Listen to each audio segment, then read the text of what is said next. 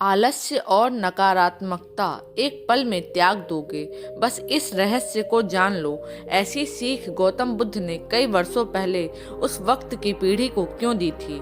इसके पीछे का क्या रहस्य है? तो चलिए आज हम इसे जानते हैं एक कहानी के माध्यम से। पहली कहानी।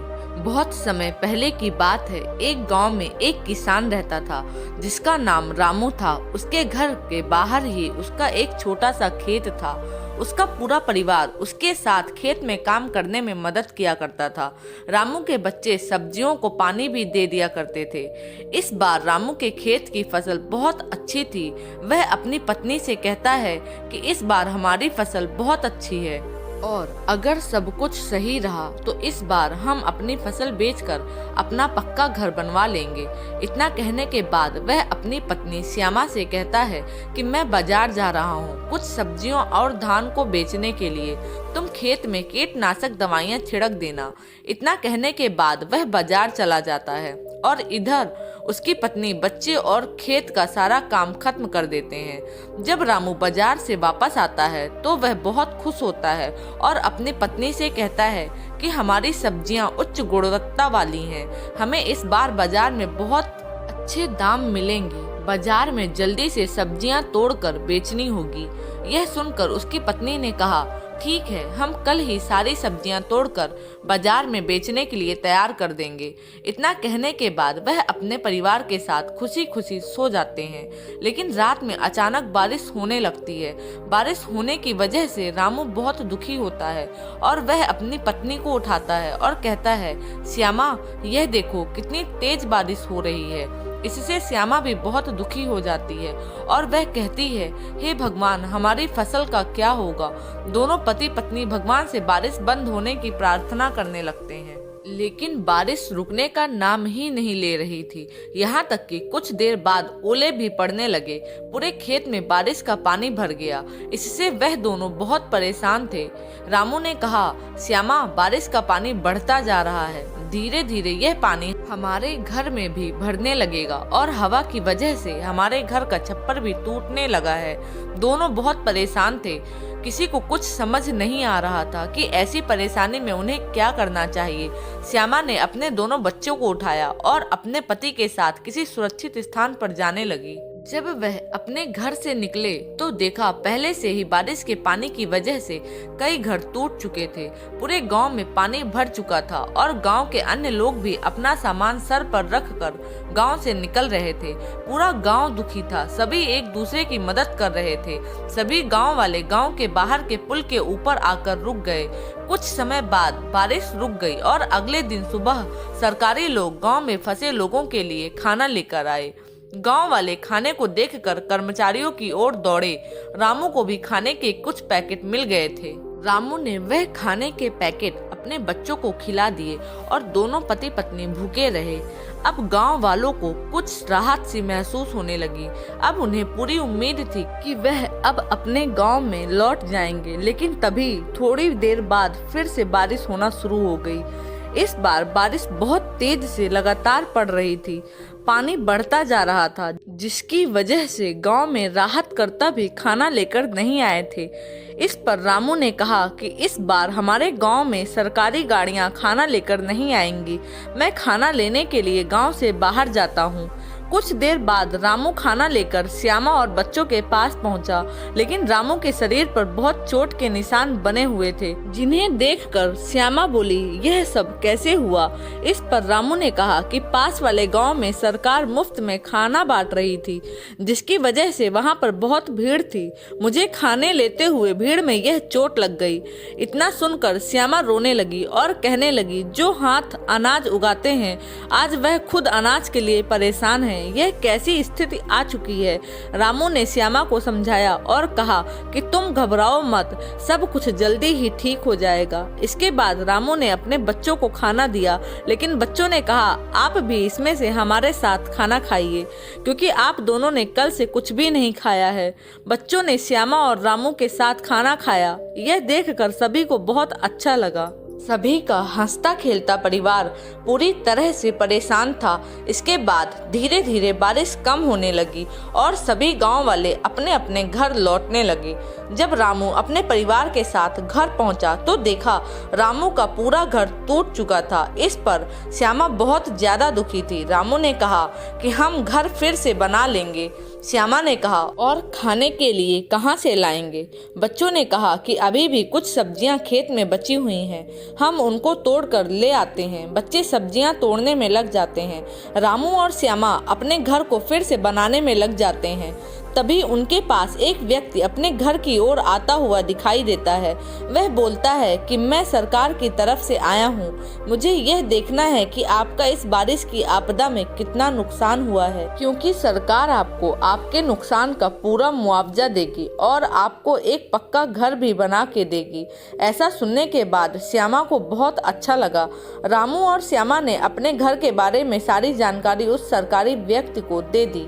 वह सारी जानकारी लेने के बाद वहां से चला गया और कुछ सरकारी कर्मचारी गांव में राशन देने के लिए आए। राशन लेने के बाद रामू और गांव वालों ने उन कर्मचारियों को बहुत बहुत धन्यवाद दिया। कर्मचारियों ने कहा, आप एक किसान हैं जो कि पूरे देश के लिए अनाज उगाते हैं, आपकी मदद करना हमारा कर्तव्य है। इतना कहने के बाद वह गांव से चले गए। इसके कुछ दिन बाद रामू के गांव में सरकार की बहुत सारी गाड़ियां आईं और जिन लोगों के घर बारिश की वजह से घर टूटे थे उन सभी लोगों को मजबूत और पक्के घर बनाकर दिए गए। आज श्यामा की आंखों में खुशी के आंसू थे। इस पर श्यामा ने कहा कि हे भगवान, मैं अनजाने में आपको बहुत कुछ बुरा भला कही, मुझे इसके लिए माफ कर दीजिएगा। भगवान को धन्यवाद कहते हुए वह बहुत खुश हुई। रामू के परिवार को अंत में पक्का मकान भी मिल गया और आर्थिक मदद भी मिल गई। इसके बाद उन्होंने फिर से फसल उगाई। हालांकि बारिश का कहर रामू और पूरे गांव वालों पर बहुत हुआ, लेकिन अंत में सब कुछ ठीक हो गया और सभी गांव वाले बहुत खुश थे। इस कहानी से हमें यह सीख मिलती है कि जब अमीर लोग अपने पक्के घरों में बारिश का आनंद लेते हैं, वहीं एक गरीब किसान अपने खेतों को बचाने के लिए भगवान से प्रार्थना करता है। आज भी कई गांव ऐसे हैं जहां पर बारिश के कारण लोगों के घर टूट जाते हैं। तो दोस्तों, चलिए अब चलते हैं हम हमारी अगली कहानी की तरफ। अगली कहानी, इंसान की बर्बादी के 4 कारण। एक साधु की कहानी। इंसान की बर्बादी के कई कारण हो सकते हैं, लेकिन कुछ मुख्य कारण ऐसे हैं जो हर किसी को प्रभावित कर सकते हैं। इन कारणों को जानकर हम अपने जीवन को बेहतर बनाने के लिए कदम उठा सकते हैं। आज की कहानी एक सन्यासी की कहानी है। अगर हम अपनी बर्बादी का कारण जान लें तो हम अपने जीवन को खुशहाल बना सकते हैं। बहुत समय पहले की बात है। एक नगर में एक धनी सेठ रहा करता था। उस सेठ के पास सभी प्रकार की सुख सुविधाएं थी, लेकिन उसकी कोई संतान नहीं थी। संतान के दुख में वह हमेशा चिंतित रहता था। फिर एक दिन उससे पता चला कि उसकी पत्नी गर्भवती है और वह अपनी पत्नी का बहुत ख्याल रखता था। इसलिए एक दिन उसके घर एक बेटे का जन्म हुआ। पुत्र जन्म से सेठ बहुत खुश हुआ, कोई कसर नहीं छोड़ी। उसका बेटा देखते ही देखते बड़ा हो गया। तब सेठ ने अपने बेटे को गुरुकुल भेजने का फैसला किया ताकि वह पढ़ लिख कर विद्वान बन सके। ज्ञान प्राप्त करने हेतु गुरुकुल भेज दिया था। गुरुकुल में वह बच्चा अच्छे से पढ़ाई करता था और अपने गुरु की सभी आज्ञा का पालन करता था। ऐसे में वह बच्चा धीरे धीरे वहाँ का सबसे होनहार छात्र बन गया। गुरुकुल में बालक ने सभी वेद पुराण और शास्त्रों का अध्ययन किया और एक महान विद्वान बन गया। लेकिन कहते हैं ना कि समय कब बदल जाएगा कोई नहीं जानता। ऐसे ही एक दिन किसी प्राकृतिक आपदा के कारण उसके माता पिता की मृत्यु हो गई और जब उसके माता पिता की मृत्यु हुई तो बच्चे की शिक्षा पूरी नहीं हुई थी। और जब बच्चे ने खबर सुनी कि उसके माता पिता अब इस दुनिया में नहीं रहे और उसका सब कुछ बर्बाद हो गया है, तो लड़का इस सांसारिक मोह में बह गया। इसके बाद लड़के ने कहा कि गुरुकुल से अपनी शिक्षा पूरी करने के बाद वह अपना पूरा जीवन लोगों की भलाई में बिताएगा। फिर जब बालक की शिक्षा पूरी हुई तो उसके बाद बालक साधु बन गया और वह सांसारिक चीजों से दूर हिमालय के जंगल में चला गया। अध्यापन को विश्राम देते हुए समय के साथ उनके सन्यासी की चर्चा चारों ओर होने लगी और दूर दूर से लोग उनके पास शिक्षा के लिए आने लगे और बहुत से लोग अपनी समस्याओं का समाधान पाने के लिए भी उनके पास आने लगे। वह समस्याओं का समाधान बड़ी आसानी से कर देते थे, जिससे वह पूरे राज्य में प्रसिद्ध हो गए। परंतु जिस नगर में वह रहता था वहाँ का राजा क्रूर व्यक्ति था। जब राजा को तपस्वी के बारे में पता चला तो उन्होंने तपस्वी से मिलने का फैसला किया। अगली सुबह राजा तपस्वी से मिलने के लिए अपने महल से निकल गया और फिर वह उसी कुटिया की ओर गया और वहां पहुंचकर राजा ने जब उसे साधु के रूप में देखा तो वह उसे देखता ही रह गया। उसके चेहरे पर एक अलग ही तेज था। वह साधु के पास पहुंचा तो उसे असीम शांति का अनुभव हुआ। साधु को प्रणाम किया और उसके पास बैठ गया और उससे बातें करने लगा। वह राजा पहले ही मुलाकात में साधु के व्यक्तित्व से इतना प्रभावित हुआ कि उसी समय से उसने अपने अच्छाई के रास्ते पर चलने का फैसला कर लिया और वह सोचने लगा कि इतनी सी मुलाकात में यह साधु मुझे बदल सकता है तो ऐसा हमेशा रहेगा। यदि तुम मेरे साथ रहोगे तो मेरा जीवन बदल जाएगा। और यह सोचकर राजा साधु से अपने महल में चलने का अनुरोध करने लगा। राजा का आग्रह सुनकर सन्यासी मना नहीं कर पाए और वह राजमहल चलने को तैयार हो गए। तब राजा सन्यासी को महल की ओर ले गए। महल पहुंचकर राजा ने साधु की बहुत खातिरदारी की और उसके बाद राजा ने साधु को एक दाहिने कमरे में भोजन कराया। भोजन के समय साधु ने राजा को धन्यवाद दिया और राजा से जाने की अनुमति मांगी। यह सुनकर राजा ने कहा कि आप हमारे बाग में जब तक चाहें तब तक रह सकते हैं। आपको यहाँ किसी भी प्रकार की असुविधा नहीं होगी और आप यहाँ रहेंगे तो हमारे लोगों को भी अच्छा लगेगा और हमें भी अच्छा लगेगा। यह सुनकर साधु ने राजा का प्रस्ताव स्वीकार कर लिया। राजा के आदेशानुसार सेवकों ने एक सुंदर कुटिया बनाई। उसके बाद साधु उसी कुटिया में रहने लगा। राजा ने उनकी बहुत सेवा की, लेकिन कई वर्षों के बाद राजा और रानी को जरूरी काम से दूसरे राज्य में जाना पड़ा। लेकिन उन्होंने साधु की सेवा के लिए एक सेवादार नियुक्त कर दिया।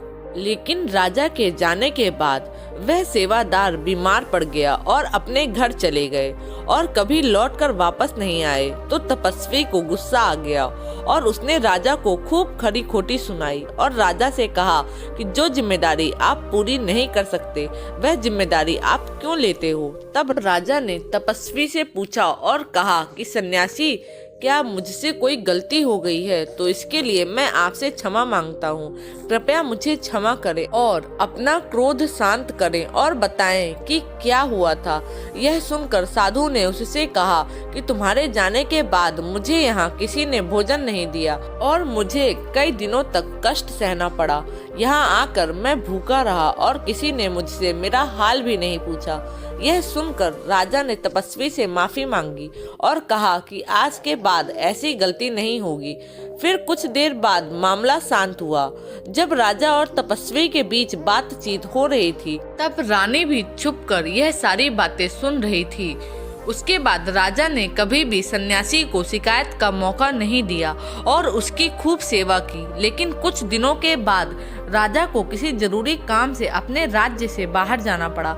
लेकिन इस बार राजा ने राज्य से बाहर जाने से पहले अपनी रानी से कहा कि जब तक मैं ना आऊं तब तक तुम स्वयं ही उस तपस्वी की देखभाल करोगी। यह सुनकर रानी बोली, हाँ महाराज, आप अवश्य जाइए, मैं सन्यासी महाराज की अच्छी से देखभाल करूंगी। बाद में रानी प्रतिदिन भोजन बनाकर सन्यासी महाराज के पास भेजती थी। लेकिन एक दिन रानी स्नान करने चली गई और साधु को भोजन देना भूल गई। भोजन क्यों नहीं आया, इसके बाद साधु ने सोचा कि वह स्वयं महल में जाकर देखेगा कि अब तक भोजन क्यों नहीं आया और फिर वह महल में पहुंच गया। जब वह महल के अंदर पहुंचा तो उसकी नज़र रानी पर पड़ी। रानी के लंबे लंबे काले काले बाल जो कि उसकी कमर पर लहरा रहे थे, उसकी कजरारी आंखें जो देखने मात्र से ही घायल कर दे, उसकी हिरनी जैसी चाल, रानी के इतना सुंदर रूप को देखकर सन्यासी चकित हो गया और रानी की सुंदरता सन्यासी के मन में घर कर गई और वह वहां से बिना कुछ कहे ही अपनी कुटिया में लौट आया। सन्यासी रानी के रूप की सुंदरता को भुला ना सका और वह खाना पीना छोड़कर अपनी कुटिया में पड़ा रहा। उसने कई दिनों तक कुछ भी नहीं खाया, जिस वजह से वह बहुत कमजोर हो गया। फिर कुछ समय बाद राजा वापस लौटे और जब उसे सन्यासी की हालत का पता चला तो वह सीधे सन्यासी के पास पहुंच गए और बोले कि हे भगवान, क्या बात है, आपको क्या हो गया और आप इतने कमजोर कैसे हो गए? किसकी गहरी सोच में आप डूबे हुए हो?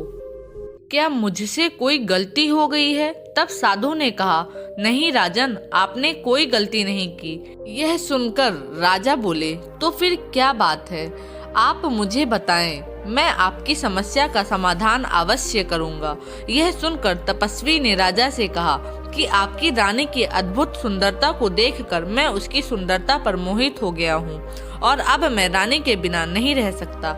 यह सुनकर राजा हैरान हो गया और कुछ देर सोचने के बाद राजा ने उस सन्यासी से कहा, मैं आपको रानी दे दूंगा। यह सुनकर सन्यासी बहुत प्रसन्न हुआ।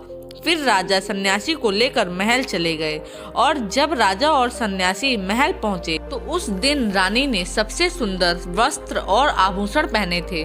फिर राजा रानी के पास गया। राजा ने रानी से कहा कि साधु की मदद करनी चाहिए, वह बहुत कमजोर स्थिति में जा चुका है और मैं नहीं चाहता कि एक बुद्धिमान व्यक्ति की हत्या का कलंक मेरे सिर पर लगे। राजा की यह बात सुनकर रानी ने राजा से पूछा कि आखिर इस सन्यासी के दुख का कारण क्या है।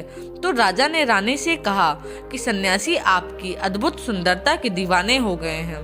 राजा की यह बात सुनकर रानी ने कहा कि राजन, आप चिंता मत करिए, अब आप सब कुछ मेरे ऊपर छोड़ दीजिए। मुझे पता है कि मुझे अब क्या करना है। आपके ऊपर ना तो सन्यासी की हत्या का पाप लगेगा और ना ही उससे मेरे पवित्र धर्म का नाश होगा। यह सुनकर राजा ने रानी को सन्यासी को सौंप दिया। उसके बाद सन्यासी रानी को लेकर कुटिया पर पहुंचे। जब रानी सन्यासी की कुटिया पर पहुंची तो रानी ने सन्यासी से कहा कि हमें रहने के लिए घर चाहिए, हम इस झोपड़ी में नहीं रह सकते। यह सुनकर सन्यासी राजा के पास गया और राजा से जाकर बोला कि हे राजन, हमें रहने के लिए घर चाहिए। सन्यासी की बात सुनकर राजा ने उनके लिए घर का प्रबंध कर दिया। फिर सन्यासी रानी को लेकर घर पहुंचा। तब रानी सन्यासी के साथ उसके घर पर पहुंची तो रानी ने सन्यासी से कहा कि यह घर तो बहुत गंदा है और इसकी हालत बहुत खराब है, मैं इस घर में नहीं रह सकती। यह सुनकर सन्यासी फिर से राजा के पास गया और कहा कि हे राजन, जो आपने हमें घर दिया है उस घर की हालत बहुत खराब है। सन्यासी की यह बात सुनकर राजा ने उस घर की हालत ठीक करवा दी। उसके बाद फिर रानी घर के अंदर गई और नहा धोकर कमरे पर आ गई। तभी साधु भी उस कमरे पर आ गया। फिर उसके बाद रानी ने साधु से कहा कि आप जानते हैं कि आप कौन हैं और क्या बन गए हैं? आप एक महान साधु थे जिनके लिए राजा स्वयं सभी आवश्यक चीजें उपलब्ध कराते थे, जिनके पास दूर दूर से लोग ज्ञान प्राप्त करने आते थे, जो लोगों को सत्य का मार्ग दिखाते थे, जो लोगों की समस्याओं का समाधान करते थे, जिन्हें सभी लोग गुरु मानते थे, जिसे सब लोग भगवान मानकर पूजते थे। और आज आप वासना के कारण मेरे गुलाम हो गए हैं। रानी की यह बात सुनकर साधु को झटका लगा और उसे एहसास हुआ कि वह एक साधु है और यह सब क्या कर रहा है। वह यह सब सुख सुविधाएं छोड़कर शांति की तलाश में जंगलों में चला गया था। जोर जोर से रोने लगा और चिल्लाने लगा और रानी से कहने लगा, मुझे क्षमा कीजिए महारानी, मैं यह सब क्या करने जा रहा था। मैं अभी आपको राजा को सौंप कर आता हूँ। सन्यासी की बात सुनकर रानी ने सन्यासी से प्रश्न किया कि साधु महाराज, मेरे मन में एक प्रश्न उठ रहा है, कृपया मेरे प्रश्न का उत्तर दीजिए। रानी की बात सुनकर सन्यासी ने कहा कि पूछो, तुम्हारा क्या प्रश्न है। फिर रानी ने कहा कि जब आपको उस दिन भोजन नहीं मिला तो आप बहुत क्रोधित हो गए। तब मैंने आपके इस रूप को पहली बार देखा था और तभी से मैं आपके व्यवहार में परिवर्तन महसूस कर रही थी। ऐसा क्यों हुआ? आखिर आपको इतना क्रोध क्यों आया? रानी की बात सुनकर सन्यासी ने रानी को समझाया कि जब मैं जंगल में था तो मुझे समय पर भोजन भी नहीं मिलता था, लेकिन जब मैं महल में आया तो महल में आने के बाद मुझे सारी सुख सुविधाएं मिली और फिर मैं इन सभी सुख सुविधाओं के मोह में फंस गया और मुझे इसके प्रति लगाव उत्पन्न हो गया और फिर मुझे इसको पाने का लालच उत्पन्न हो गया और जब मुझे यह नहीं मिला तो मेरे अंदर क्रोध उत्पन्न हुआ। फिर सन्यासी ने कहा कि महारानी, सत्य तो यह है कि अगर इच्छा पूरी नहीं होती तो क्रोध उत्पन्न होता है और अगर इच्छा पूरी हो जाए तो लालच बन जाता है। फिर सन्यासी ने रानी से कहा कि यह इच्छा की पूर्ति ही मुझे वासना के द्वार तक लेकर आई और मैं आपके प्रति आकर्षित हो गया।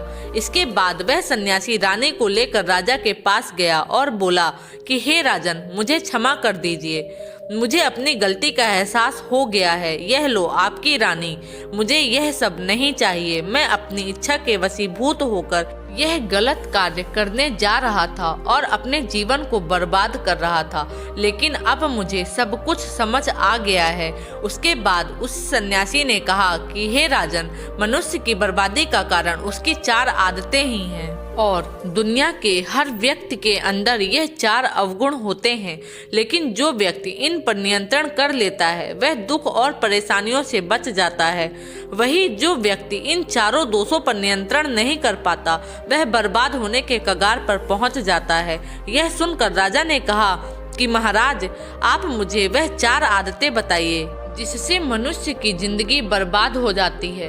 फिर साधु ने राजा को मनुष्य को बर्बाद करने वाली आदतों के बारे में बताया कि हे राजन, मनुष्य को बर्बाद करने वाली पहली आदत है इच्छा, क्योंकि इच्छा ही दुनिया की हर एक व्यक्ति के अंदर सबसे पहला अवगुण होता है और जो व्यक्ति अपनी इच्छाओं को नियंत्रण में नहीं रख पाता है वह जीवन के किसी भी क्षेत्र में सफल नहीं हो पाता, क्योंकि जैसे ही उसकी एक इच्छा पूरी होती है वह दूसरी की ओर बढ़ने लगता है और दूसरी पूरी होती है तो तीसरी इच्छा की तरफ उसके मन में जागृत हो जाती है और फिर ऐसा करते करते इच्छाओं पर नियंत्रण न होने के कारण इसी जाल में उलझा रहता है और दुखी रहता है।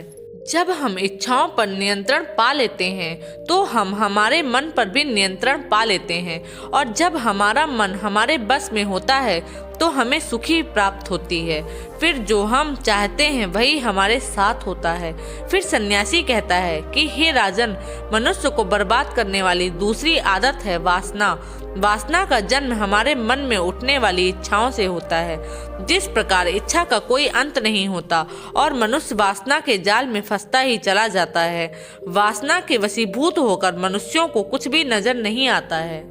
आज तक जितनी भी लड़ाइयाँ हुई हैं उनका सबसे बड़ा कारण स्त्री को पाने की इच्छा ही है। स्त्री के प्रेम में वशीभूत होकर राजा महाराजाओं ने आज से पहले बहुत सारे युद्ध किए हैं। रावण भी संसार का सबसे बुद्धिमान व्यक्ति था, लेकिन उसने भी माता सीता की सुंदरता के जाल में फंसकर अपना सब कुछ बर्बाद कर लिया। उसकी मृत्यु का कारण एक स्त्री ही बनी थी। कई राजा महाराजा तो युद्ध में इसलिए हार गए क्योंकि वह लोग स्त्रियों से रासलीला रचने में ही रह गए। ईश्वर ने तो स्त्री की उत्पत्ति इस संसार को बढ़ाने के लिए की थी, लेकिन आजकल लोगों ने इसे अपनी वासना का शिकार बना लिया है, अपने मनोरंजन का साधन समझने लगे हैं और जब उन्हें अपना ये मनोरंजन नहीं मिलता तो वह पागल हो जाते हैं और ना जाने क्या क्या कर बैठते हैं। इसलिए हे राजन, जितना हो सके उतना वासना से दूर रहना चाहिए। फिर सन्यासी कहता है कि हे राजन, मनुष्यों को बर्बाद करने वाली तीसरी आदत है क्रोध, क्योंकि जब मनुष्य की वासना की पूर्ति नहीं होती है तो उसके अंदर क्रोध उत्पन्न हो जाता है और जब व्यक्ति को क्रोध आता है तो उस पर उसका नियंत्रण नहीं होता है और फिर वह क्रोध में आकर कई गलत निर्णय ले लेता है। वह दूसरों को भला बुरा कह देता है, गालियां निकाल देता है और जब उनका क्रोध शांत होता है तो उन्हें अपनी गलती का एहसास हो जाता है, लेकिन तब तक सब कुछ बर्बाद हो चुका होता है। क्रोध के कारण मनुष्य के कई बने बनाए काम भी बिगड़ जाते हैं। जब मनुष्य के भीतर क्रोध उत्पन्न होता है तो वह अंदर से बहुत कमजोर हो जाता है और एक कमजोर मनुष्य कुछ भी नहीं कर सकता है, उसे कभी भी सफलता हासिल नहीं हो सकती। क्रोध हमारे भीतर तनाव को उत्पन्न करता है और अगर एक बार हम तनाव में चले गए तो हमारा पूरा जीवन बर्बाद हो जाता है। फिर सन्यासी कहता है कि हे राजन, मनुष्य को बर्बाद करने वाली चौथी आदत है लालच। लालच का फल सदैव बुरा होता है। लालच में पड़कर हम बहुत से लोगों का बुरा कर देते हैं। हर मनुष्य के जीवन में कभी न कभी ऐसे लालच अवश्य आते हैं जब वह लालच कर बैठता है और अधिक पाने की लालसा में वह कुछ ऐसा कर बैठता है जिससे जो उसके पास था वह उसे भी गवा देता है, क्योंकि जैसे ही व्यक्ति की एक इच्छा पूरी होती है उसका लालच बढ़ जाता है और उसके मन में और कई जन्म ले लेती हैं। जो व्यक्ति लालच करता है वह कामयाबी से कोसों दूर रहता है, क्योंकि एक ना एक दिन लालच का दुश्मन सामने आता ही है। अगर हम समय रहते ही लालच को त्याग दें और उसके जाल में ना फंसें तो हम एक सफल व्यक्ति अवश्य बन सकते हैं। फिर अंत में सन्यासी राजा से कहता है कि हे राजन, अगर मनुष्य चारों आदतों को छोड़ देता है तो उसे जीवन में सफल होने से कोई नहीं रोक सकता। तो इन आदतों को नहीं छोड़ना है, उसे जीवन में बर्बाद होने से कोई नहीं रोक सकता। मैं एक सन्यासी होकर इसकी जाल में फंस गया था, तो सामान्य मनुष्य तो इससे बच नहीं सकता। इसलिए हे राजन, मनुष्यों को इन आदतों से हमेशा बचना चाहिए। तो दोस्तों, उम्मीद करती हूँ कि आप लोगों को यह कहानियाँ अच्छी लगी होंगी। यदि अच्छी लगी हो तो नीचे कमेंट बॉक्स में कमेंट करके ज़रूर बताइएगा। धन्यवाद।